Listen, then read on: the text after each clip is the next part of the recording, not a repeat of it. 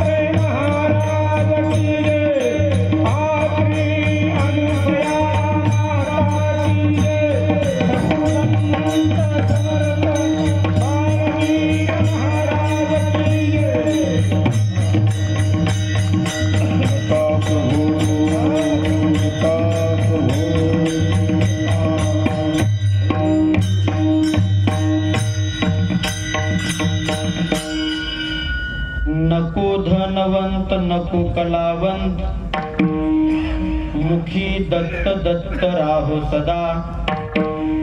नको विद्या धन आणि पसारा, सद्गुरु दातारा वाचूनिया। नको हे आयुष्य नको बडीवार, ध्यानी दिगांबर गुरुराज। नको विद्या धन आणि पसारा, सद्गुरु दातारा वाचूनिया। नको गणगोत नको मज मित्र, माईक सर्वत्र धनमानी।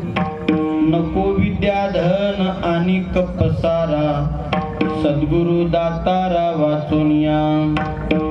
प्रसाद मने मज हेच निश्चयाचे, तुझे चरण साचे गुरुराया। नको विद्या धन आणि पसारा, सद्गुरु दातारा वाचूनिया। दत्ता प्रभु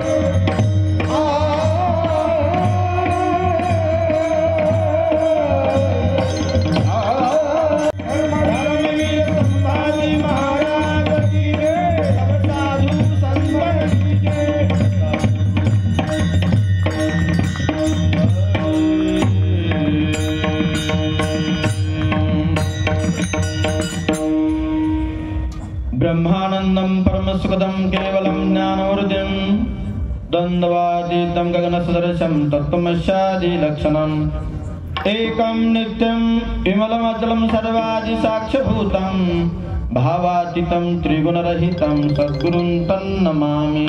करू हृदय माझ्या प्रकटला, विनवितसे समस्तासी, अल्पमती मजसी, वेळी वापुडे बोलासी, सकळ तुम्ही अंगीकारा। आता माझ्यावरी कृपा करणे, माझी आबोला साय होणे, आजी कुणी काही नेणे सकळाशी माझे दंडवत। आता नमो रंगभूमिका, आता नमो रंगभूमिका।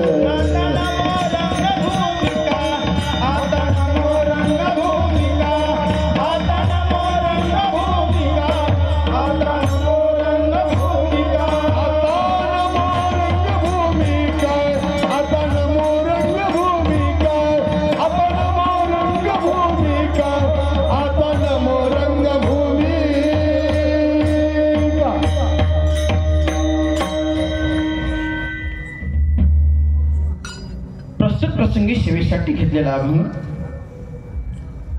आनंद संप्रदायातील संत श्रेष्ठ सद्गुरु महंत मोक्षवासी श्री स्वामी प्रसादबन महाराज श्री दत्त क्षेत्र कोलंबी यांच्या प्रसाद गाथेतील गुरुपाठ प्रकरणातील 16व्या क्रमांकाचा उत्कृष्ट असा मागणीपर अभंग असून या अभंगातून महाराज भगवंताकडे मागणी मागत आहेत.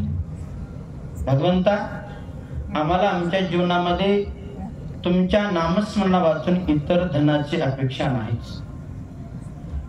जर ज्ञानाचा जर विचार केला, आम्हाला ज्ञान फक्त भगवंताचं आणि सद्गुरूच्या मुखातून मिळालेलं ज्ञान आवश्यक आहे. इतर कोणत्याही विद्येची आवश्यकता वाटतच नाही. तर आयुष्य जर हे महत्वाचं तितकंच खरं आहे, आयुष्य सर्वांनाच आवश्यक आहे, पण ते संपूर्ण आयुष्य तुझ्या सेवेमध्येच प्राप्त व्हावं. इतर कोणत्याही कामासाठी आम्हाला आयुष्याची गरज नकोच. याचे पुढे सांगतायत, आम्हाला जे गणगोत आहे ते ऐहिक सुखाच्या प्राप्तीसाठी गणगोताची अपेक्षा नाही, परमसुख प्राप्त करून देणारे गणगोत यांची आवश्यकता आहे.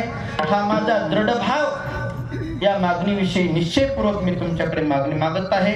असा निश्चयपूर्वक मागणी मागत असताना काही लोकांना असा संशय निर्माण झाला की महाराज कीर्तनापुरतं बोलतायत, अभंगात सांगण्यापुरतं बोलतायत. असं जर तुम्हाला वाटत असेल तर मी बॉन्ड लिहून देतो. ते कोणता बॉन्ड आहे? अभंगाच्या विस्तृत स्वरूपामध्ये ऐकायला मिळेल. दत्ता प्रभू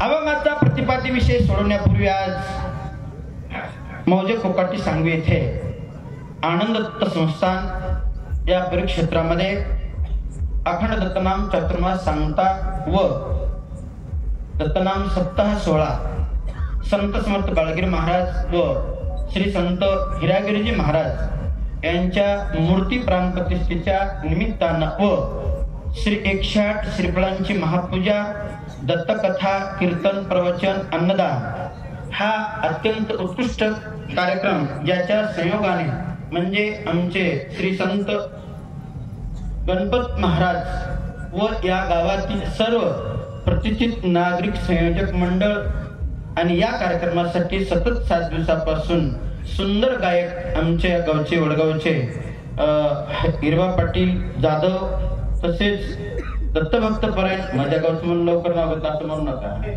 आमचे दत्तभक्तपरायण उत्कृष्ट कीर्तनकार रमेश पाटील माऊलीकर तसेच मृदंगाचार्य बाळू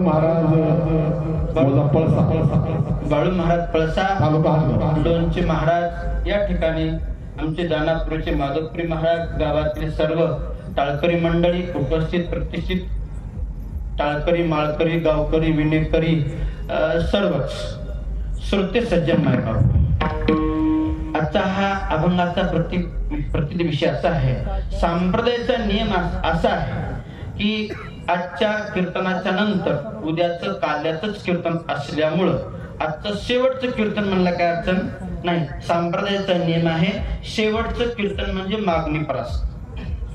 आणि या मागणीपर अभंगाचा भावार्थ प्रसादबन महाराज सांगत आहेत की तुम्हाला जीवनामध्ये जे आवश्यक आहे ते महाराज नको म्हणतात.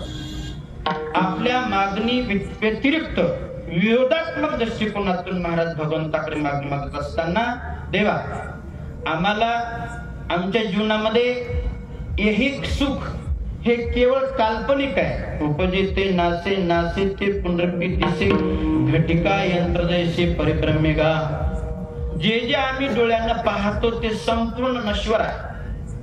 इथं एक सुख समाधान म्हणून जे धनाचा वापर केला जातो ते धन किती अनर्थकारक आहे. शास्त्रामध्ये त्याचं 14 प्रकारचे अनर्थ शास्त्राने सांगितले. तर 14 प्रकारचे अनर्थ सांगण्यापेक्षा एकच अनर्थ सांगतो. तेवढे सांगण्यापेक्षा एक अनर्थ महाराज सांगतात. तुका म्हणे धनासाठी देती प्राण. हे धन इतकं घातक आहे की याच्यामध्ये आता तुम्हाला तुमच्याकडे रोड कुठून गेला नसेल, तुमच्या बायपासनं कुठून रोड गेला नसेल, जे भाऊ बहीण एकमेकाच्या ताटात बसून खाणारे पक्के वैर झाले, पक्के वैर. का? पैसा आलाय ना. ती उठून बसली आता, बाबा भाऊ माझा हिस्सा. हे धन किती वाईट आहे. या धनासाठी सख्खे आईबाप सुद्धा दूर होतात, भाऊ भाऊ दूर होतात, सगळेच जण असणारे आपल्यापासून दूर जातात. असं वाईट धन, त्या धनाचा किती वाईट परिणाम होतो. धन किती वाईट आहे. एक वेळेस दट्टाने सांगतो, सर्वांनी भजन करा. जय जय गुरु महाराज.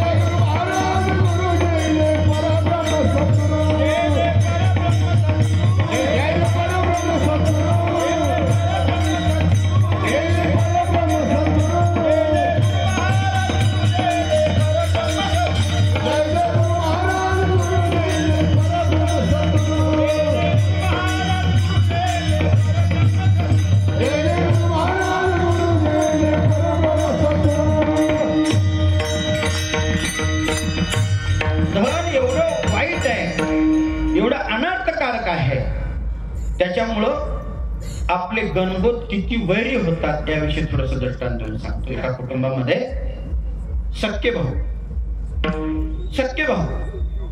एकमेकाशी अजिबात विसंबून राहायचे नाहीत. भावाला अगदी जिव्हाळ्याने असणार, त्या ठिकाणी स्नेहपूर्वक वर्तन करणारे. एखाद्या वेळेस एक टाइम जर भाऊ जेवायला नाही गेला तर भावाला किंचित करमत नव्हतं किंवा कुठलीही गोष्ट भावाशिवाय करत नव्हते. हे दोन्ही भाऊ त्या काळामध्ये शेतामध्ये काम करत असताना दोघांचे 2 नांगर चालू होते.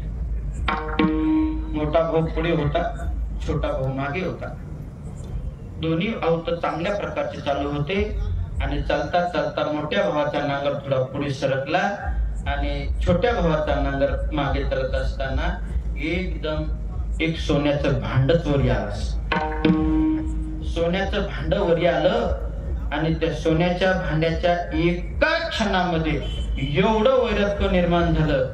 आरा म्हणला, आपणच बघल्या ते बरं झालं म्हणला, समोरच्यानं जर बघलं तर याच्यात अर्धा हिस्सा मागते. त्या नांगोर बरोबर लागावं म्हणून त्याच्यावर अर्धा शिरा टाकत माझा. तुम्ही सर्व शेतकरीच त्याच्यावर ते चिराव होता ते पटकुन्या त्या अवतावरला काढला, असा धरला, सख्या भावाला जागेवर खतम केलं महाराज. याला इकडं तिकडं करण्याच्या नादामध्ये शेतात घरून बापानं डोसक्यावर भाकरी घेऊन आली आणि त्याला वाटलं दोन्ही आपले हे आऊत हाणत आहे, त्याला भाकरी म्हणून घेण्यासाठी नेमकं यानं दगड घालायला आणि ते बाप याला एकच करा. वैर्या काय नाश केला सर म्हणला. आवड बरामध्ये गाठलं महाराज बापा आणि बापाला सुद्धा खतम. दोन्ही खून तिथं झाले. समाधान देताना झाडाखाली बसला. बापानं आणलेलं सगळं काही जेवण केलं. म्हणला एवढं दिवसात जर न्याल तर आपल्याला हे काही शक्य नाही. या अर्थी संध्याकाळ होऊ द्यावं, रात्रीच्या वेळी घेऊन जावं म्हणून अंधार पडू दिला. रात्रीचे 11-12 वाजले होते. एवढ्या मध्यरात्री डोक्यावर घेऊन चालवलं. ते का असं खिशात बिशात नेण्यासारखं नव्हतं, डोक्यावर घेऊन चालवलं. डोक्यावर घेऊन जाता जाता योगायोगानं महाराज समोरून 4 चोरच काय येऊ नये. त्या 4ही चोरानं याच्या डोक्यावरच बघलं. महाराज ते चम चम चम चम चम चम चमकू लागलं. आपला बलप काहीतरी कमी, चमचम चमकू लागलं होतं. चोरानं बघलं, अरे काय मजा म्हणली, आपलं किती हे म्हणावं. त्यानं चौचौघातून धरलं, वळलं, घेतलं, नकार नकार म्हणजे तर एखादं मानामध्ये गुच्ची घातली, त्याला खतमच केलं. हे चारी चोर महाराज आता म्हणले आयुष्यभर चोरी करायची काही गरज नाही. मग आपलं त्यांनी विचार केला. मात्र प्रत्येकाच्या मनामध्ये विरक्ती काय विकल्प निर्माण झाला. प्रत्येक जण म्हणू लागलं भेटाव तर आपल्याला, भेटाव तर आपल्याला. हा प्रत्येकानं त्याच्यामध्ये विचार मांडला. आणि एकानं चांगलं म्हणला आता कुठं द्यायची गरज नाही, आपण एका झाडाखाली बसू, पाणी पिऊ, गावातून काहीतरी खायला आणा म्हणले, खाऊ आणि आपलं वाटून घेऊ. दोघं जण सांगितलं तुम्ही दोघं गावात जा, आम्ही इथं बसता. ठीक आहे. गावातून दोघं जण आणायला जाणारे म्हणले हे बघ आपल्या दोघांनाच भेटलं पाहिजे. ते रक्षण करणारे शेतामध्ये जे होते ते म्हणले बघ आपल्या दोघांनाच भेटलं पाहिजे. गावात जाणाऱ्याने विचार केला आपण काय करू म्हणले, आपण रटावून नाश्ता फराळ करायचा आणि जाताना आपल्या नाश्त्यावर टाकून नेऊन द्यायचं. त्यांनी विचार केला म्हणले त्याला येऊ द्यायचं, आपण त्याला पाणी आणायला वाट लावायचं आणि वरून दगड टाकायचं. या दोघांनी विचार इकडे हे केला तिकडे ते केला. त्यांनी नाश्ता केला, येताना घेऊन आलं, त्याच्यावर काही पॉइझन टाकलं. ते म्हणले बरं झालं बसा की आमच्या सोबत. ते म्हणले आम्ही काय खाणार, आम्ही खाऊन आलो, तुमचं तुम्ही खावा. बरं आम्ही खातो म्हणले, तुम्ही पाणी आणून द्या. ते पाणी उतराय खाली गेले आणि या दोघांनी त्या दोघाला वर येऊच दिलं नाही.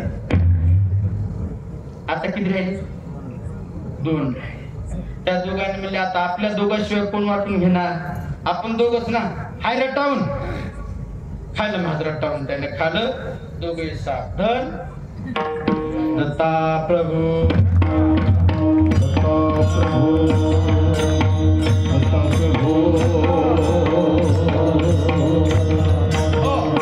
दहन एवढं वाईट आहे महाराज. दहन कसं मिळवावं आणि कशा करता खर्च करावं त्याविषयी बोलतात. स्वतः कृष्ण परमात्मा सांगतात धन हे सत्कार्याने मिळवावं आणि धन हे स्वधर्मासाठी खर्च. उत्तम व्यवहार जोडून उत्तम व्यवहार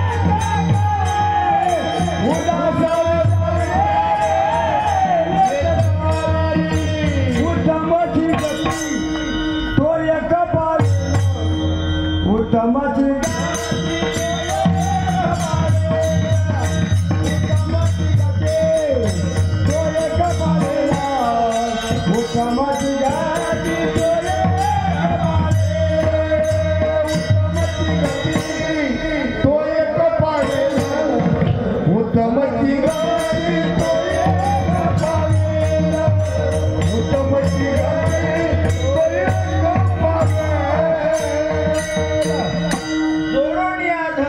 उत्तम व्यवहार. उदास विचारे वेची सदा. उत्तम प्रकारानं असणार सत्कार्याने मिळेल. तुम्ही किती भ्रष्टाचाराने मिळवलं तर काय होईल मी थोडक्यात सांगतो. हत्ती कवट खातो, कवट. हत्ती काय खातो, कवट खातो आणि डायरेक्ट बाहेर खेळतो. काय करतो, बाहेर डायरेक्ट खेळतो. पण असं होतं कौट पोटात बी राहत नाही, कौट पोटात बी राहत नाही आणि बाहेर निघाल्यावर कवटात बी काही राहत नाही. आला का लक्षात? कवटात काही राहतही नाही आणि कौट पोटात बी राहत नाही. तुम्ही कितीही जरी अनार्थानं धन मिळवलं ते तुमच्या यत्किंचित कामाला येऊ शकत नाही. ज्या कार्याने मिळवलंय त्याच कार्याला खर्च होते. तुम्ही केव्हाही बारकाईने लक्ष ठेवा. अकालपुराचा एक दृष्टांत आहे. एक माणूस पायरीवर बसला होता, आमच्या मठाच्या पायरीवर बसला होता आणि ते नवरदेव आपलं पायातले बूट, नवरदेवाचा चांगला बूट होता आणि ते बूट पायरीला खाली सोडला पाहिजे आणि ते देवाच्या दर्शनाला घेतलं. पायरीवर बसलेला माणूस हळूच ते बूट अशा त्या स्टाईलच्या फरच्या टाकून, त्या स्टाईलच्या फरच्या मागे टाकून, हे त्याला वाटलं एक बूट इथं लपून ठेवला, दुसरा बूट नेतेच कसं, असं वाटलं त्याला. आणि ते नवरदेव खाली उतरले आणि ते बूट शोधले. बूट अजिबात सापडला नाही. काय झाला एकच नेला, दोन्ही न्यायचं नवरदेव म्हणला. पण योगायोग असं दुसऱ्या दरवाजातून याचा चांगला बूट कुत्र्यानं दत्ता प्रभू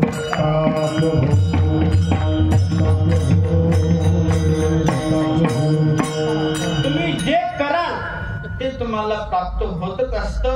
म्हणून महाराज सांगतात सत्कार्यानं धन मिळवावं आणि सत्कार्यासाठी खर्च करावाच का. हे जे आज एवढा जे मंडप उभा राहिलाय, इथं जे सत्कार्य चालू आहे, याच्यामध्ये जो कोणी अन्नदान केलंय, एक सत्पात्र जर समजा जेवला असेल तर 3.5 कोटी ब्राह्मण जेवले पुण्य त्या सद्भक्ताला प्राप्त होत. लक्षात ठेवा. आणि 1 रुपया तर या सत्कार्यासाठी तुम्ही सत्कार्यासाठी दान केलं, लाखो तुमच्या खात्यामध्ये जमा होतातच. लक्षात घ्या. म्हणून सत्कार्यासाठी केलेला खर्च मिळतच आणि त्याचं प्राबल्य प्राप्त होत. चला तर महाराज सांगतात या धनापेक्षा अजून एक धन श्रेष्ठ आहे. अजून एक धन श्रेष्ठ आहे, ते म्हणजे भगवत नामाचं धन सर्वात श्रेष्ठ आहे. ते किती श्रेष्ठ आहे महाराज सांगतात. चोराने हाता करिता चोरीसी, गुणावे तयासी देता काहे, नसरेही खान लुटिता उघडी, घेता अर्धघडी भाग्य थोर, पायाळू संताने दाखविले जगा, केले या अभागा कुबेराशी. या धनाची कोणी चोरी करी, याचा कोणी वाटा मागत, या धनाचं ओझ होईल. पण असं एक धन आहे, त्या धनाचं ओझ होत नाही. चोर चोरी करत नाही, दिलं तर सरत नाही. त्याचं दुप्पट धन म्हणजे कोणतं. प्रसादून महाराज सांगतात दत्त दत्त नाम देई माझ देवा,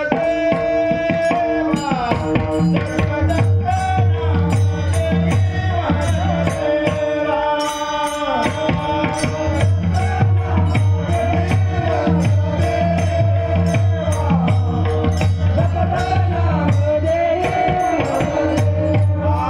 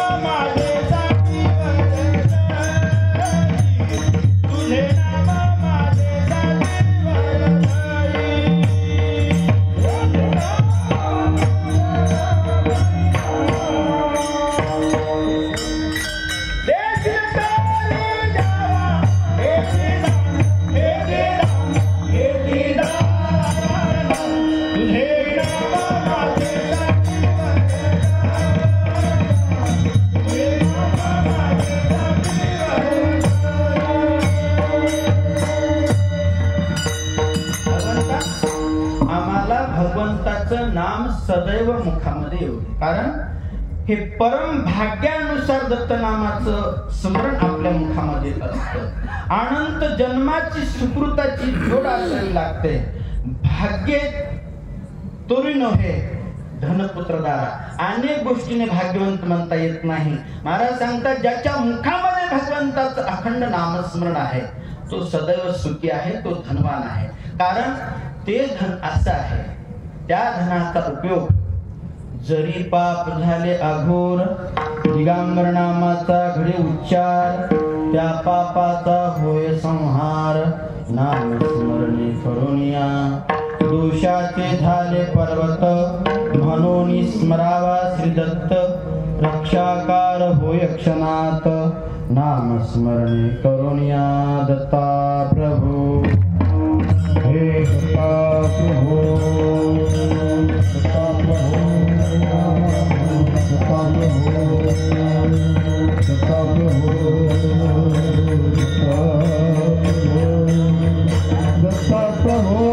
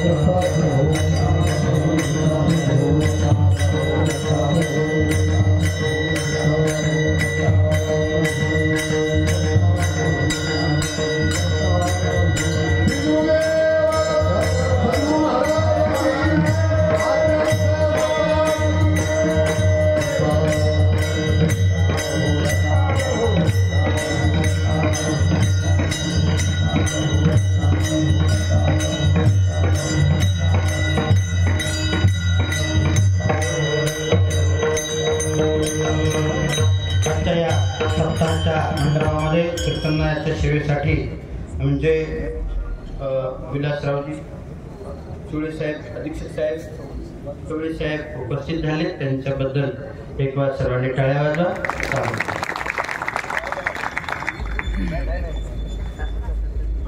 पोलीस स्टेशन मनाठा येथील अधीक्षक साहेब या कार्यक्रमास उपस्थित राहिल्याबद्दल धन्यवाद. दत्ता प्रभु दत्ता प्रभु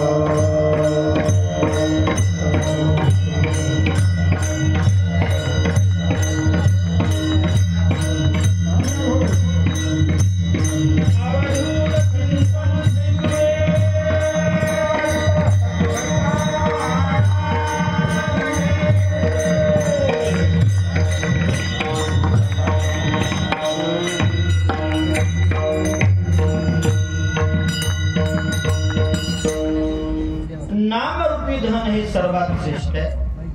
ते धन त्या धनाचं ओझ होत नाही, चोर चोरी करू शकत नाही, बाहुबंद त्याचा वाटा मागत नाही, ते दिल्यानं सरत नाही. तर महाराज सांगतात याच्यापेक्षाही फार मोठा लाभ नामस्मरणामध्ये आहे. बाळकृपेच्या अध्याय 2 मध्ये महाराज सांगतायत जरी पाप झाले अघोर दिगंबर नामाचा घडे उच्चार त्या पापाचा होय संहार नाम स्मरणे करुनिया पौरुषाचे झाले पर्वत म्हणून स्मरावा श्री दत्त रक्षाकार होय क्षणात नाम स्मरणे करुनिया अनंत पातकाच्या राशी अनंत दोष एका नामस्मरणामुळे दहन होतात नाहीशा होतात असं काही शास्त्रकारांनी भागवतामध्ये सुद्धा सुंदर सुंदर वेळा सांगितल्यात. काही लोकांनी प्रश्न विचारला महाराज केवळ देवाचं नामस्मरण केल्यानं एवढे पातक कसे नष्ट होतात हो असा काही प्रश्न विचारला. त्यांना ओव्या सांगून काही फायदा झाला नाही. तर एक दृष्टांत देऊन महाराज सांगतात. एकदा एका गावामध्ये घरी सुंदर अशी कन्या घरातल्या मंडळी विचार केला की म्हणजे एवढी सुंदर आपली कन्या आपण एका चांगल्या क्लासहून अधिकारला द्यायची विचार ठरला. आणि सुकन्या सुंदर स्वरूपाची असल्यामुळं क्लासहून अधिकारी मुंबई पुण्याला राहणाऱ्यांना एक चांगले असणारे क्लासहून अधिकाऱ्यांनी पास केली. लग्न लागलं आणि एकदा जे तिकडे गेले ते त्याला कोणी आणायलाच गेलं. 2-3 वर्षाला घरातल्या मुलाने सांगितलं बाबा एकदा तरी बाईला दिवाळीला आणा ना. म्हणजे काय अडचण नाही. दिवाळीला आणायला वडील गेले आणि सांगितलं जावाय बापू अहो या वर्षी तरी आमच्या बाईला दिवाळीला तुम्ही पण या आणि सगळे दोघंही या आमची विनंती आहे म्हणल्यावर त्याने सांगितलं ठीक आहे मामा आम्ही दोघं येतो असं त्यांनी सांगितलं. ते परत आले आणि दिवाळीचा सण जवळ आला. अलीकड लक्ष्मीपूजन असतं. दिवाळीच्या अलीकड लक्ष्मीपूजन असतं. त्या दिवशी ते दोघही गाडीतून खाली उतरले. बघलं तर काय सगळं खेड अगदी लक्ष झालं होतं. दुकानापुढे मंदिरापुढे रस्त्याच्या बाजूनं रांगोळी टाकल्या मंदिर सजवले दुकानं सजवले आणि मंदिराच्या दुकानाच्या पुढे छोटे छोटे असे दिवे लावले होते. अगदी खेड्यात ते सुंदर वाटू लागलं होतं. जावयाला जरा कुतूहलच वाटलं. ते कधी खेड्यात आलंच नव्हतं ना. त्यांनी विचारलं घेऊन याला दाजी हे काय होतं मला बारीक बारीक बारीक बारीक काय होतं म्हणला. ते हसलंय मला सिटी मधले राहणार मला जरा चेष्टेच करायची. दाजी म्हणला हे होतं मला सूर्याची पिल्ल आणि रात्री येतात मला सकाळच्या पर्यंत निघून जातात. त्या जावयाच्या मनात घुसलं म्हणला आपल्या मित्रमंडळीला आपल्या सासरवडीचा मोठेपणा म्हणून ही वस्तू एक सूर्याचं पिल्लू घेऊन जावं. पण एवढ्या मोठ्या माणसाला एवढीशी वस्तू मागायला कसं बरं दिसते हलकट म्हणतात. काय माणूस हो इतकं कुठं गोष्टी इतकुशा गोष्टी मागतात काय. तर ते सांगितलं मंगीचे नेमला तो छिन केले तर आपले नाही पडतात. मागून जमत नसेल तर चोरून का होईना पण घ्याव असा विचार झाला. रात्री अंदाजे 12 वाजले होते. सगळे शांत होते. हे जावई उठलं. उठल्याच्या नंतर बाहेर स्वच्छता तांब्या ठेवला होता आणि त्या तांब्यामध्ये ते सूर्याचं पिल्लू घेऊन गावाच्या बाहेर गेलं. कुठं ठेवा कुठं ठेवा कुठं ठेवा तर 10,000 कडव्याची गंजी लावून ठेवली. ते सूर्याचं पिल्लू काढलं आणि त्या ढगामध्ये लपविलं. लपून वरी पातोळा वगैरे टाकला. त्याला वाटलं हे लपून बसते सकाळच्या पारी जाता जाता घेऊन जायचं असं वाटलं आणि ते गुन्हा बसाव की ते सूर्याचं पिल्लू. त्यानं जे सुरू केलं मला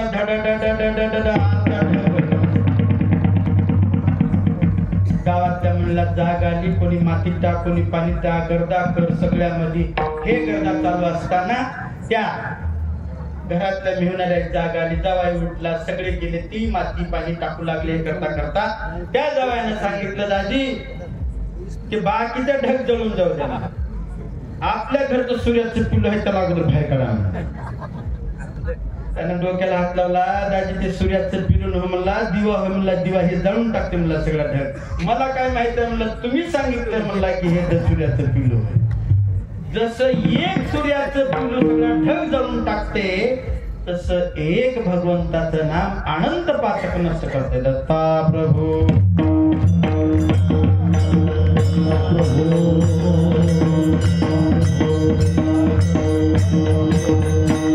नुसतं पातकच ध्यान करत नाही दोषच ध्यान करत नाही.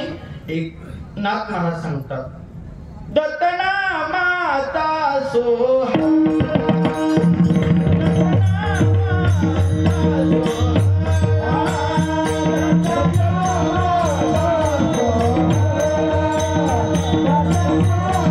Oh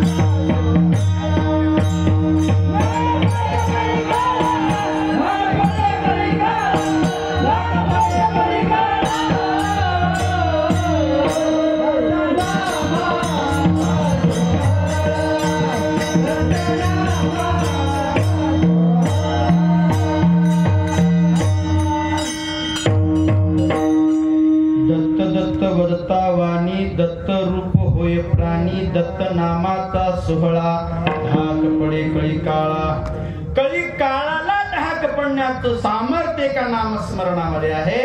त्यासाठी सर्व रोग हरक, सर्व दुःख हरक, सर्व सुखकारक, कळी काळाला असणारा बंधन करणारं एक साधन असल्यामुळं तेच आम्हाला द्या असं अभंगाच्या पहिल्या चरणात मला सांगतायत.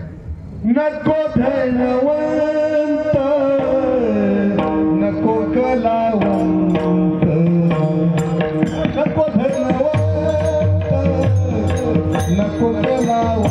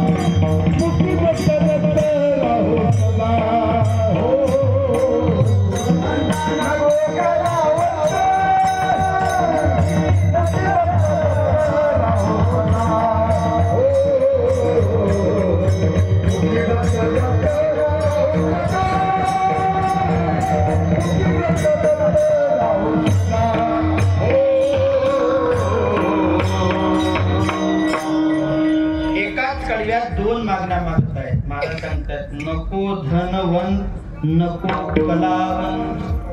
आम्हाला कला सुद्धा का कला आली की माणसाला नवल अंकाराचे गोठे विशेष अज्ञानाचे पाठे. हा नवल अंकाराचे गोठे विशेष नलगे सज्ञानाचे पाठे. अज्ञानाचे पाठे सज्ञानाचे झोपे कंठी नाना संकष्टी नाचवे. अज्ञान माणसाला काही अहंकार लवकर येत नाही, पण आमच्या सारख्याला जर असे टाळ वाजत आलं तरी अहंकार. बाकी व्यवहारामध्ये तर सोडा, संसारात सुद्धा एका दिवसून घरी आलं तर सासू सुद्धा मी. एक मावशी अशी आली ताक मागायला आणि सुनबाई घरी होती. तिने काय जर असं ताक द्या, ताक म्हणून घराच्या बाहेर निघाल्यावर सासू पुढे कुठं म्हणले काय नाही ताक. कोण दिले? सुन. तिनं म्हणल्यावरती घेतली हातातून घरात गेली आणि जाऊ दे ताक देईन. इकडे आमल्या इकडे आता घेऊन जा. आलं का लक्षात? म्हणजे मी सासू आहे हे सुद्धा सांगायचं लागतं. त्यासाठी महाराज सांगतात कला आली की बला आलीच. या कलेच्या माग एवढे विघ्न आपल्याकडे नाही म्हणा, तिकडं आमच्याकडे तर नुसतं टाळ भजन करायचं असलं की घेतल्याशिवाय जमत नाही, घेतल्याशिवाय टाळच हातात धरता येत नाही. असे काही सांगतो, असं आहे म्हणून सांगतो. हे अहंकार तुम्हालाच नाही, पूर्वी एकदा एका महान लोकाला म्हणजे त्रिभुवनात गमन करणाऱ्या एकदा महर्षी नारद मुनीला आला. तो दत्ताने सांगतो दत्ता प्रभू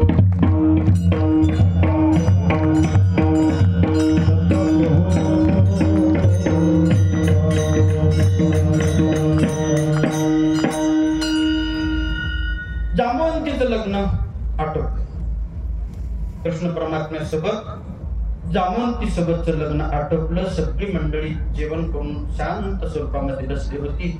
काही असणार विडा पान वगैरे चालू होता आणि कृष्ण परमात्म्याला वाटलं एवढ्या सुंदर वनामध्ये, या अशा वातावरणामध्ये आपण भक्तीचा असा रंग चढवावा आणि एकदाच नारद मुनीला कीर्तन करायला हवं असं भगवंताला वाटलं. आणि नारद मुनीला म्हणाले, नारद मुनी आता या सुंदर वातावरणामध्ये तुमचं कीर्तन चालू करा, आम्हाला खूप कीर्तन आवडतं. म्हणल्यावरती नारद मुनी हसले, म्हणले देवा आम्ही स्वर्ग लोकात सत्यवैकुंठ कैलासामध्ये महान असं कीर्तन करणारे या अस्वलाच्या सभेमध्ये आम्ही कीर्तन केलेला काय समजेल असं त्यांना वाटलं. आणि देवांना म्हणलं सांगा आपल्याला कीर्तन करायची काय अपेक्षा वाटत नाही, यांना काही समजतच नाही, मग तिथे कीर्तन कसं करावं असं त्यांना वाटलं. म्हणले चला तुम्ही करत नाही ना, तुम्हाला कीर्तन करा वाटत नाही ना, एक करा, तुमच्या गळ्यातला विना या अस्वलाच्या मुलाच्या गळ्यात टाका, तो अस्वलाचा मुलगा कीर्तन करेल. म्हणले देवा माझा मौल्यवान विना आणि याच्या गळ्यात टाकल्यावर हे गुणानं सोडील का हे विना, आणि यासाठी असं म्हणजे तुमचा विना भरती करून द्यायचं माझ्या. आपण कुठे गेल्यावर सामान द्यायचं म्हणल्यावर न्याला कोण आलंय, परत आणून देते का, व्यवस्थित वापरते का आणि त्याची देखभाल करते का असा विचार करून आपली वस्तू देत असतो. देव म्हणले तुमचा मौल्यवान विना मला माहित आहे, ते विना तुम्हाला परत तुमच्या पद्धतीनं देऊन टाकेल, जबाबदारीनं देऊन टाकेल. म्हणल्यावर सर अंतकरणानं तो विना काढला आणि अस्वलाच्या गळ्यात घातला. भगवंताची कृपा आहे, त्याची कृपा झाली त्यानंतर काय होत. त्या अस्वलाने महाराज विण्याच्या माध्यमातून कीर्तन करायला सुरुवात केली. दिगंबरा दिगंबरा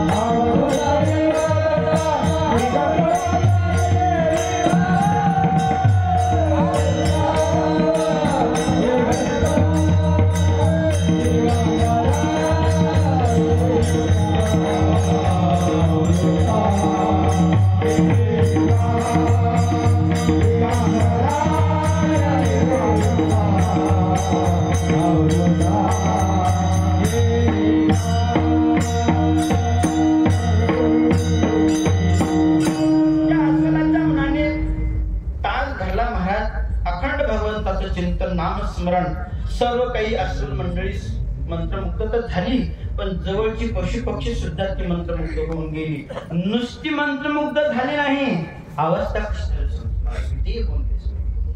आणि त्याच्या पलीकडे जाऊन सांगू, जवळ असलेली जी पाषाण होती ना, दगड ती दगड सुद्धा द्रवरूप झाली, द्रवरूप पातळ झाली, पाण्यासाठी पातळ झाली. आणि कीर्तन संपलं. तिकडे काढला आणि त्या पातळ झालेल्या दगडावर त्या मुलाने ठेवलं. काही वेळेनंतर ते घट्ट झाला. असं कृष्ण परमात्म्याने सांगितलं, तुमचा विना तुमचा तुम्ही वापस घ्या. नारद मुनी चटकून गेले, त्या विण्याला उचलला, दगडाचे तुटू लागले. त्या दगडाचे तुटू लागलं. ते दगड घट्ट होऊन बसला. काय करता? ते दगड विना निघेना. परमात्मा म्हणाले, कृष्ण परमात्मा तुमचं तुम्ही कीर्तन करा, काही करा, ते विना घेऊन. अजाबात नारद मुनीला जमलं नाही. पुन्हा त्या अस्वलाच्या मुलाला सांगितलं, आता विना विण्याचं कीर्तन करायचं. आता विना नाही, टाळ नाही, मृदंग नाही, पकवाज नाही, काहीच नाही, तर तू नुसतं गायन कर. त्या अस्वलाच्या मुलाने, तुझी कृपा होय अनादि सिद्ध, अज्ञानाशी होय बोध, काकविषी नाना छंद आपले मते करुणिया. त्या अस्वलाच्या मुलांनी पंचतत्वाचा विना केला महाराज. ओम सोम यज्ञ केले. आणि त्या ठिकाणी नाद ब्रह्म सुरुवात केली. आणि मग ब्रह्मानंदी लागले टाळे, देहाते कोण सांभाळे, विधी अवस्था झाली गायन कर.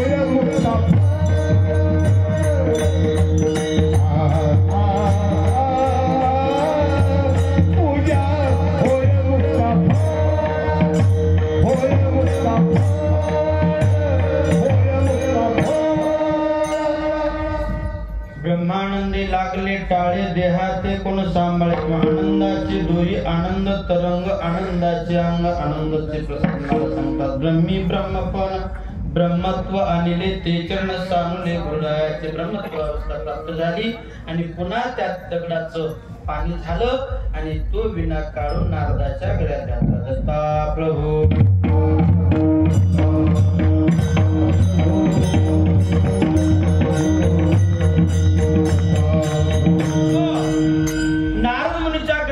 अंगी आला, अहंकार नष्ट झाला. मला वाटलं होतं म्हणलं की माझ्यासारखा कीर्तनकार, माझ्यासारखा गायक, माझ्यासारखा विनेकरी, माझ्यासारखा नामधारक असा विश्वास कोणी, असं वाटलं होतं. देवा तुझी अगम्य लीला आहे. तर महाराज सांगतात, अहंकार निर्माण होणारी कला, आणि जेणेकरून ज्या कलेद्वारे जीवन बर्बाद होतं ती कला सुद्धा नको. आम्हाला एक कला दे. कोणती? भगवंताचं निष्काम हेतून अनेक प्रकारनं तुझं नामस्मरण करण्याची इच्छा किंवा नामस्मरण करण्याची ताकद आमच्यात प्राप्त होऊ दे, ही मागणी मागत असताना अभंगाच्या द्वितीय चरणामध्ये महाराज कोणती कला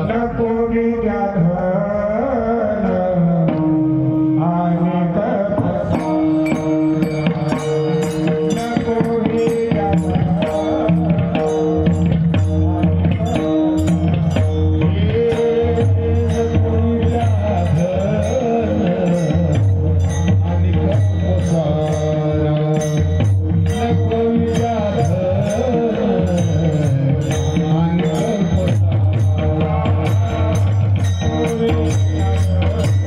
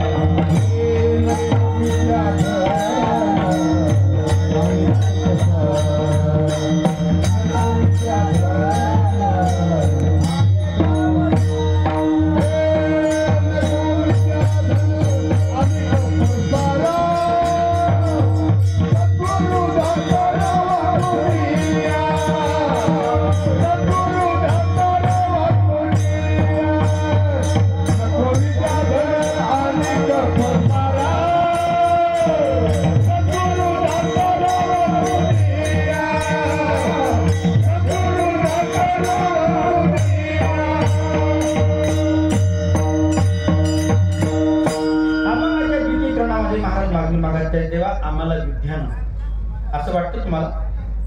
विद्या नको असं वाटतं? विद्या शिकवण्यासाठी अनेक शाळा, कॉलेज, आश्रम, कारण आपला मुलगा चांगला शिकला पाहिजे, चांगले गुण घेतले पाहिजे, चांगली परीक्षा उत्तीर्ण झाला पाहिजे आणि विद्येच्या माध्यमातून जीवन सुखकारक होतं. महाराज सांगतात विद्या असावीच, यावीच. मला वाटतं असं 50% लोक कीर्तनात नाहीत असं मला वाटतं. बाहेर तर वर्ग चालूच आहे, पण इकडे जर असं डोळे लागायला सुरुवात होणार. बरेच काही जिसका भोजन सकस होता है तो भजन निकस होता है, जिसका भोजन निकस होता है तो भजन निकस सकस होता है. प्रसाद महाराज प्रवचन करता करता काय म्हणायचे, ज्याचं जेवण चांगलं झालं भजन गेलं म्हणून सांग. ज्याचं जेवण सरळ सकस अन्नात झालंय भजन. कीर्तनला येताना जर असं कमीच खाऊन यायचं. कीर्तन म्हटलं की ते जास्त जर जेवलं ना ते सुधरू देत नाही. एकदा असं झालं, एका कार्यक्रमाचा सांगता होती, शेवट होता आणि असं 7 दिवस झोपाळ्या, काय झोपाळ्या खाल्ले की झोपायचं, कुठेही झोपायचं. काल्याचा कार्यक्रम आटोपला आणि पंक्ती अशा बसल्या जेवायला, आणि पंक्ती बसल्या जेवायला आणि सगळा काही कार्यक्रम भात वाढण्याचाच होता. वाढणं झालं आणि शेजारीला सांगितलं, बघ माझं वाढणं होते तर सांग, मी थोडस झोप घे. वाढलं की मला सांग, जर असं डबस म्हणजे मी जेवायला सुरुवात करतो. ते मला झोप. ते पात्र टाकले, वाढायला सुरुवात झाली. वाढणं संपलं. त्यानं म्हणला घे म्हणलं. त्यानं म्हणला तुझ्यावर 100% विश्वास आहे. वाढण्याला वाढायला तर त्यानं ते कालवलं आपलं आणि डोळे झाकूनच खायला सुरुवात केली. डोळे झाकूनच, झोपाळ्या होता ना, डोळे झाकून खायला सुरुवात केली. आणि त्या योगानं काय झालं, ते डोक्यावरची जी टोपी होती ना, डोक्यावरची ते असं झटक्यामध्ये त्या भातवरणार पडली. ते तशीच कालवली त्यानं टोपीची, कालवली ते तशीच तोंडात. शेजारच्याला म्हणतात चपाती कच्ची केली काय रे, चावत नाही. त्यानं म्हणला चपाती केलीच नाही, तू खाली कशी. वाकून बघलं तर अर्धी टोपी त्यानं तोंडात घातली होती, ओढून काढली. म्हणला डोळे उघडून जीव म्हणला, चपाती नव्हती टोपी होती. दत्ता प्रभू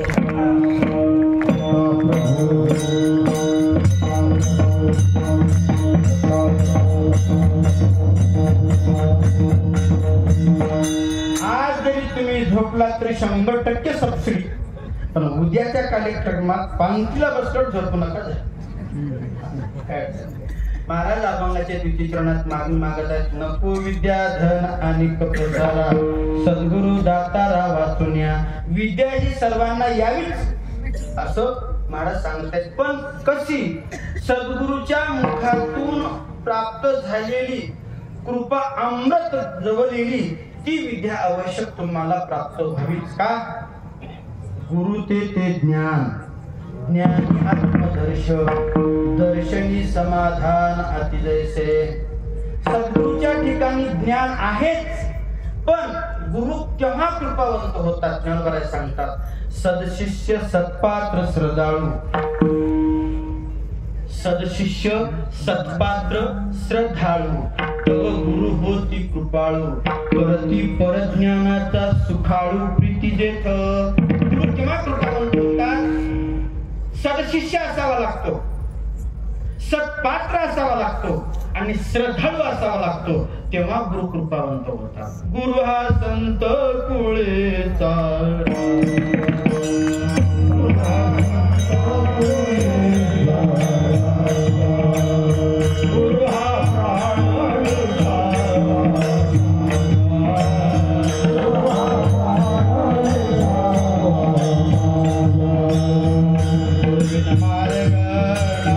Hare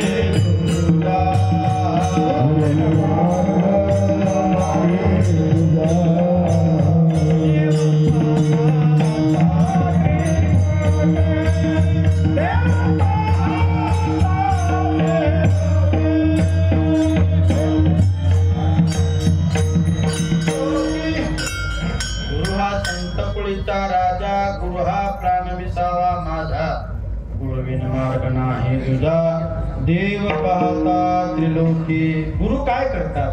गुरु घाली ज्ञानांजन, गुरु दाखवी निज धन, गुरु परब्रह्म सज्ञान, ज्ञाना घरी नांदतसे.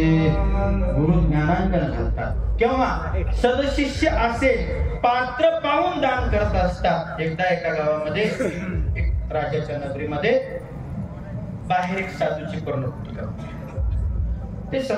ते साधू दररोज गावामध्ये भिक्षा मागायचे आणि आपली तपश्चर्या, आपली भक्ती करायचे. एक दिवस असा आला, संध्याकाळी अंदाजे 12-1 वाजले होते. राजाचे रात्रभर ते गुप्तहेर फिरत होते आणि त्या पर्णकुटिकेतून धू बाहेर निघू लागला होता. धू बाहेर निघत असताना त्या गुप्तहेरानं झोपडीमध्ये बघितलं. महाराजांना भट्टी लावली होती. भट्टी म्हणजे तुम्हाला वेगळंच वाटलं.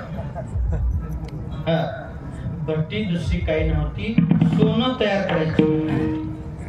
पूर्वीचे साधू संत आमचे रामेश्वर महाराज वगैरे संत महात्मे सोन्याची ती भट्टी लावायची. ते सोनं तयार करत असताना त्या गुप्तहेरानं बघितलं आणि डायरेक्ट राजवाड्यामध्ये सकाळी हातात झाला. राजेसाहेब, मी तुम्हाला एक नवीन बातमी आली, नवीन बातमी. मला अगोदर बक्षीस द्या. म्हणजे बक्षीस देतो तर सांग तर खरं. आपल्या नगरीच्या बाहेर जे महाराज आहेत ना, ते सोनं बनवतात. सोनं म्हणल्यावर राजाला चांगलं वाटलं की आपण महाराजांची विद्या शिकून घ्यावी. महाराजांकडून विद्या शिकून घेऊन आपल्याला सोन्याला काही कमी पडणार नाही. म्हणून ताबडतोब महाराजाला दरबारात बोलवण्यात आलं आणि दरबारात हजर करण्यात आलं. महाराज, जी सरकार, तुम्हाला सोनं बनवता येते? नाही सरकार, आम्हाला कसं काय बनवता येईल? मला जर सोनं बनवता येत असेल तर त्या तणाच्या झोपीत कशाला राहत? मी स्वर्णमय असणारा महाल बांधलो असतो. नाही, मला ज्यांनी बातमी सांगितली ना, त्यांनी ओरिजिनल बातमी सांगितली. महाराज, तुम्ही खोटं बोलता. यापुढे जर नाही सांगलं तर तुम्हाला बंदीशाळेत टाकून देण्यात येईल. नाही सर, मला येतच नाही. तसं जमत नाही, तुम्ही तसं मुकाट्याने सांगत नाही. म्हणून त्यांना बंदीशाळेत टाकलं.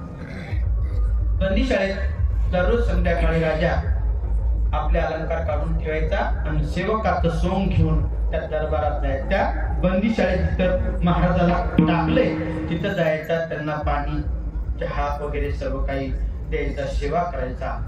1 वर्ष झालं, 2 वर्ष झालं, 12 वर्ष झाले. कीर्तनात काय वेळा नाही, ताबडतोब झाली 12 वर्ष. महाराज, राजा कंटाळला. म्हणला, महाराज, कुणानं सांगल्या तर बरं आहे, नाहीतर उद्या सकाळी ठीक 9 वाजता तुम्हाला फासावर देण्यात येईल. म्हणले, राजसाहेब, मला येतच नाही, मला येतच नाही. शेवटची रात्र राजानं सेवकाचं सोंग घेतलं आणि जिथं महाराजाला बंदीशाळेत टाकलं होतं तिथे जाऊन महाराजांचे पाय धरून रडू लागला. महाराज, हे काय राजा होय काय? म्हणले, निर्दय होय, याला काहीच कळणार. असा राजा जगात कुठं नसल. इतका क्रूर, तुम्हाला येत नाही तरी ते तुम्हाला फाशीवर देतोय, हे काय मला राजाचं कळत नाही. असं म्हणल्यावर महाराजाला थोडी झोपच लागला, डोकं लागलं, डोकून बसले आणि म्हणले, अरे मला काही येत नाही काय? म्हणजे मग या राजाला कसं सांगाल? मग कोणी आमची अनन्य भावाने सेवा करत असेल, नम्रतापूर्वक वागत असेल, त्याच्याकडं निष्कामता किंवा सदपात्र सत्पात्र असेल तर त्याला ही विद्या देता येतं. अशा राजाला नाही देता येत. महाराज, मी गरीब, मी एक सेवक, मी तुमची 12 वर्ष सेवा केली. मला जर शिकवलं ना तर मी सुद्धा राजा होऊन जाईल, मला माझं दारिद्र्य नष्ट होऊन जाईल. या राजाची सेवा करता करता माझ्या पिढ्याने पिढ्या गेल्या, पण राजा काही माझे पगार वाढव ना, माझे काही लेकरा बाळाचं वाढव ना, त्यासाठी तुम्ही मला हे शिकवाच. म्हणल्यावर महाराज म्हणजे तुला शिकव. कोण बोलायला लक्षात आहे ना? राजा शिव, तुला शिकवतो. रात्रभर ती जडीबुटी काढली, सगळं काही औषध वनस्पत्या वगैरे तयार केल्या, सोनं करून दाखवलं, 2दा-3दा करून दाखवलं, सोनं झालं. महाराज, राजा बाहेर निघाला. पहाटेच आपला सेवकाचा पोशाख काढून टाकला, राजाचा पोशाख करून सकाळच्या दरबारात बोलवलं. बोलावलं त्या महाराजाला दरबारामध्ये. सकाळच्या पारी राजा सिंहासनावर बसलाय, सगळे मंत्री तंत्री नौकर चाकर दरबारात हजर आहेत, सगळी प्रजा आता महाराजाला फासावर देणार असं सगळ्याला वाटू लागलं. लोक काही मनामध्ये कुचकुची करू लागले, पण राजा बोले, फकीर बोले, राजा म्हणल्यावर त्याला कोण काही नाकार देणार आहे, त्याला आता फासावर देणार. महाराज असणार दरबारात आले, महाराज सांगता की कसं आहे तुम्हाला फासावर देण्यात येईल? नाही हो राजसाहेब, मला ते मला नाही, मला फासावर दिलं तर काही नाही आणि काही नाही, कारण आम्ही जितकेच मेले समान, आम्हाला मृत्यूदंड जरी असेल तरी त्याच्याविषयी काही नाही, पण आम्हाला येतच नाही. 8:45 वाजता महाराजाला सुलावर उभं करण्यात आलं. बटन दाबायला 5 मिनिटं बाकी होते. महाराज राजेसाहेबांनी सांगितलं महाराजाला खाली घ्या. महाराजाला खाली घेण्यात आलं. महाराज तुम्हालाच काय येतं काय म्हणले, मी सुद्धा सोनं करून दाखवतो. ठीक आहे म्हणजे करून दाखव. रात्री शिकवल्याप्रमाणे राजा सोनं तयार करायला सुरुवात केली. पण योग असा, एकदा जमाना, दोनदा जमाना, चारदा जमाना. राजा परेशान होत असताना महाराजांनी सांगितलं, राजेसाहेब चुकालय हो म्हणले. चुकाले म्हणल्यावर महाराज तुम्हीच मला शिकवले की रात्री म्हणले, मला वाटलंच होतं म्हणले माणसाची जातले बैमान राहते आणि ते कवाय कुठे उकरून काढते याला काही कळलं ना, म्हणून राजा तुला थोडस शिकवायचं छोडच म्हणले. कृती कृत असतात किंवा हे कवा ना कवा तरी आपल्या अंगावर येते हे त्याला माहितच राहते. म्हणून तुला राजा मेन मुद्दा सांगितला, तुला सगळं शिकवलंय पण याच्यातला मूळ मंत्र शिकवलो नाही. म्हणले हे वनस्पती वापरत असताना मध्ये सांगायला जमत नाही, बाहेरच कानात चांगलं. सगळ्या वनस्पत्या वापरलेल्या बऱ्या आहेत, बरोबर वापरलास, पण ह्या वनस्पत्या वापरत असताना नख लागू द्यायला जमत आणि नख लागलं की सोनं होत. दृष्टांत समोर. दृष्टांताचा सिद्धांत असा, विद्या प्रत्येकाला यावीच, पण विद्येबरोबर अहंकार आला की विद्येचा वापर होतच नाही. हे जीवनात प्रभू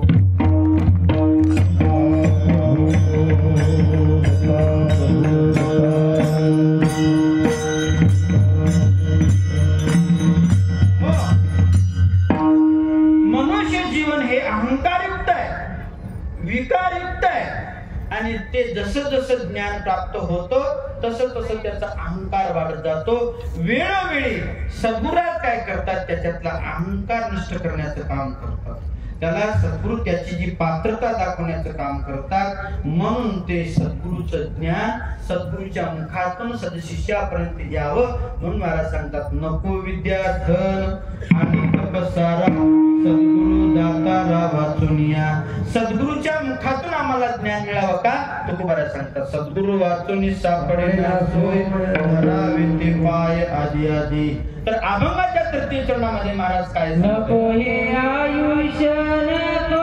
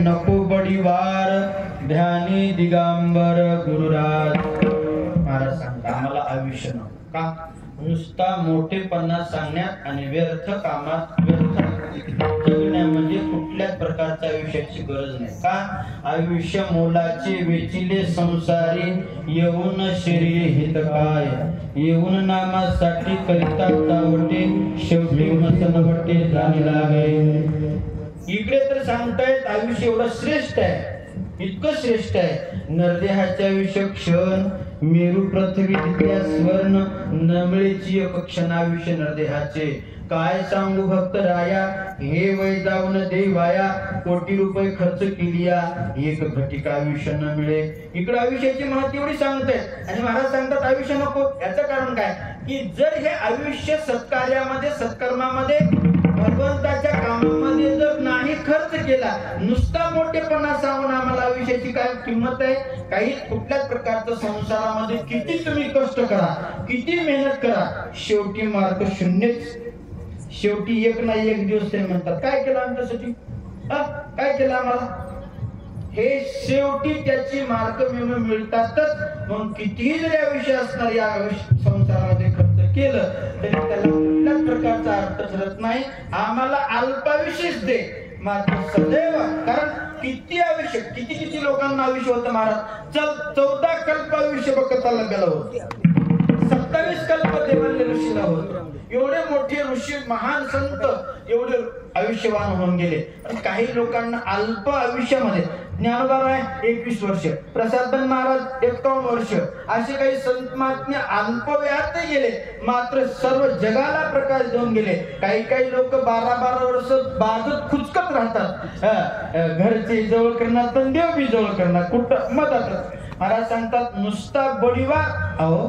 एका गावामध्ये एक धंदकट माणूस असा मोठा बॉडीगार्ड आपला त्याने किती केली म्हणजे आपण काहीतरी नवीन काहीतरी करावं म्हणून त्यांना अंगाला अशी राख लावून घेतली अंगाला राख एखादा असा मोठा लंगोट झाडी म्हणला आणि आपल्याला ज्या गावात ओळखीत नाही त्या गावामध्ये गेला अरे मला काय कळतं का नाही लोक म्हणले बा काय कसं मी महात्मा आहे नुसतं काशी वृंदावनचा नाही मी त्रेतायुगातला महात्मा म्हणजे त्रेतायुगात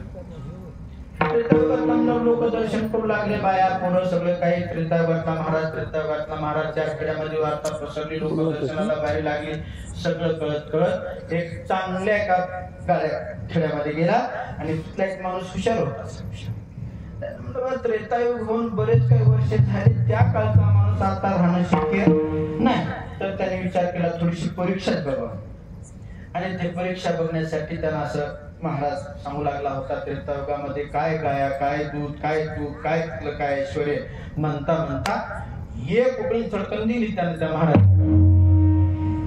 म्हणला का मारलं म्हणला बेटा म्हणला त्रेतायुगामध्ये मी पंक्तीला बसलो होतो म्हणला तू फिरू लागला होतास म्हणला तू पड लागला होतास तुला 10 बऱ्यात तू पान म्हणलो म्हणला तू ऐकला नाहीस म्हणला आता गटलास म्हणला एक नाही 10 तरकना मारतो म्हणला बापू मारू नको म्हणला मी होतो ना म्हणला लोकांना सांगत कशाला निघाला समजा असा नुसता मोठेपणा सांगत आम्हाला आयुष्य नको तुझ्या सेवेमध्ये क्षणोक्षण आमचं आयुष्य तुझ्या सेवेमध्ये रत व्हावं, तर आमच्या आयुष्याला किंमत आहे. आम्ही जर हे आयुष्य अनाठाई व्यर्थास खर्च केला तर याचा आयुष्याचा कुठलाच लाभ होत नाही. म्हणून नको हे आयुष्य, नको परिवार. आमच्या ध्यानात सदैव तुझी मूर्ती राहावी, सदैव तुझं चिंतन व्हावं आणि तुझ्या सेवेमध्ये आमचं आयुष्य प्राप्त व्हावं, यासाठीच आयुष्य असावं. तर अभंगाच्या चतुर्थीर्थामध्ये महाराज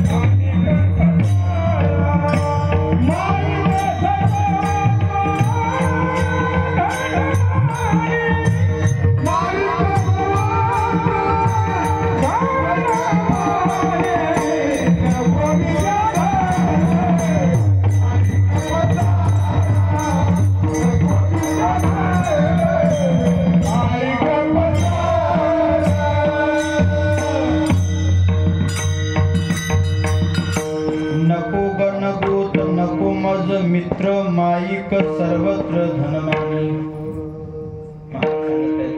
देवा आम्हाला गणगोत सुद्धा न जन हे सुखाचे दिल्या घेतल्याचे दुःख समयाचे नाही. कशी स्वार्थी असतात त्याविषयी बोलत असताना एका कुटुंबामध्ये 2 मुलं जन्माला आली आणि थोडेसे लहान वयात असताना वडिलांना निधन पावले आणि काही त्या सगळ्या दुःखाला सावरून आईनं त्याला शिकवलं, लहानाचं मोठं केलं, लग्न झाली आणि त्यामध्ये त्यांना काही लेकरं बाळ झाली. पण आपल्या भारतीय संस्कृतीमध्ये असं आहे, चांगली गाडी रुळावर आली की कुठंतरी पंक्चर होतेच. म्हणजे एकमेकांमध्ये भांडणं होऊ लागले सगळं काही. मग घरातली मंडळी अशी सुनायचं भांडणं होऊ लागले. भावा विचार केला, दादा आता आपण वेगळं होतो, तुलाही नोकरी मलाही नोकरी आहे, पण अशा शेत आहे वाटून घेऊ आणि वेगळं होऊ म्हणले. वाटतं म्हणले त्याचा काय अडचण नाही. दोघांनी विचार केला आणि गावातल्या पंचायला बोलवलं आणि म्हणले आमचं वेगळं व्हायचे विचार आहे, आमच्या वाटत.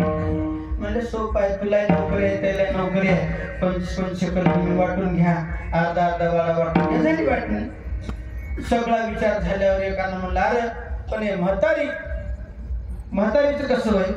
ते म्हणले वा म्हातारी जिकडं आहे तिकडं 5 एकर जास्त ठेवा, म्हणजे एकीकडं 30 एकर 20 एकर असं झालं. मोठ्या भावानं म्हणलं बा आईला माझ्याकडे ठेवा आणि मी असताना आईची सेवा करतो. मोठ्या भावानं विचार सांगितला. म्हणले काय अडचण नाही.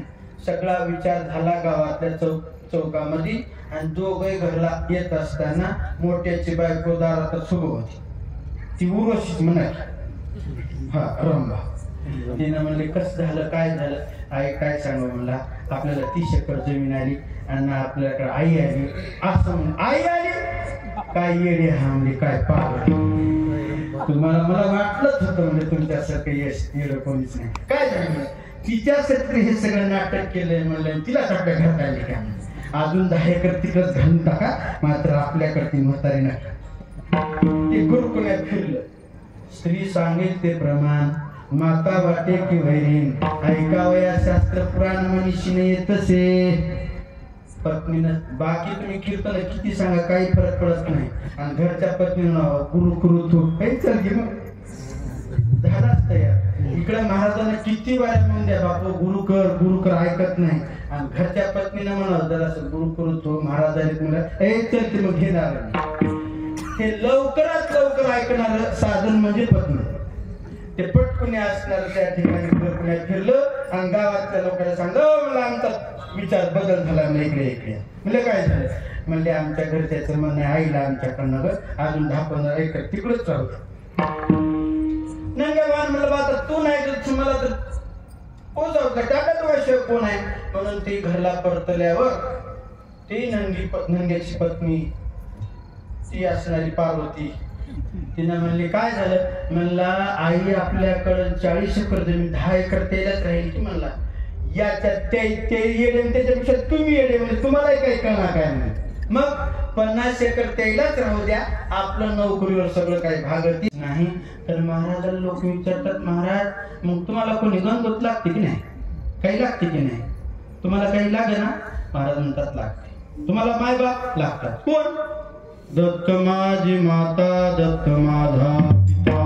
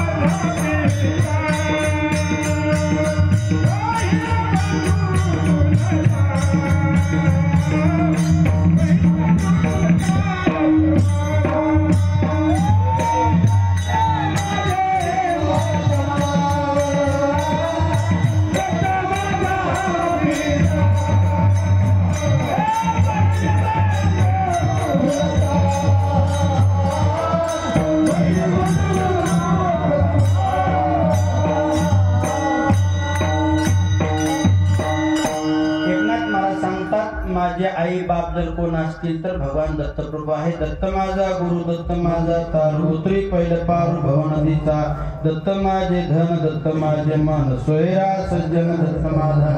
म्हणले महाराज तुम्हाला आई बाप सगळं दत्त महाराज आहे तर काही सोयरे धैर्य असतील सोयरे धैर्य लागणार तुम्हाला लागतात म्हणजे सोयरे धैर्य लागतात. सोयरे ते माझे परज्ञानी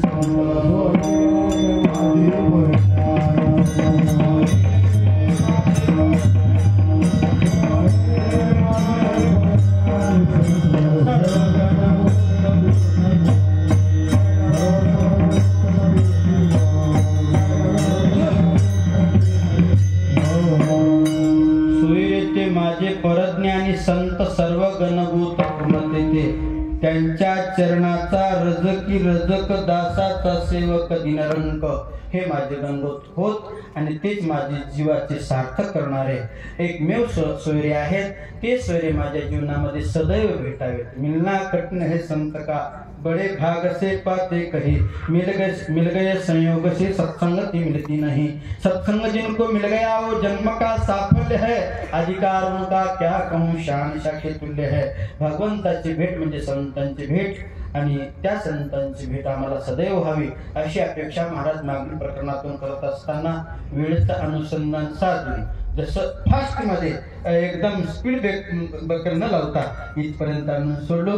हे काही लोक म्हणजे महाराज तुम्ही कीर्तनापुरतं बोलता उग कवित्व रूपानं बोलता आम्हाला तुमची शाश्वती वाटत नाही.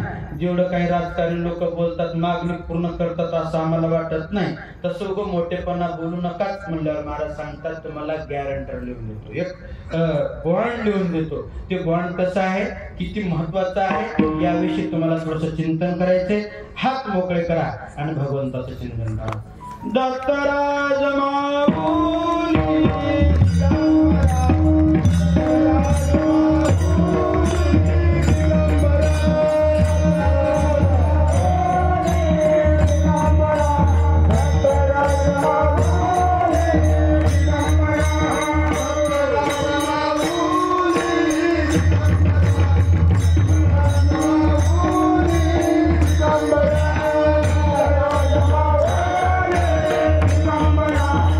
Bye.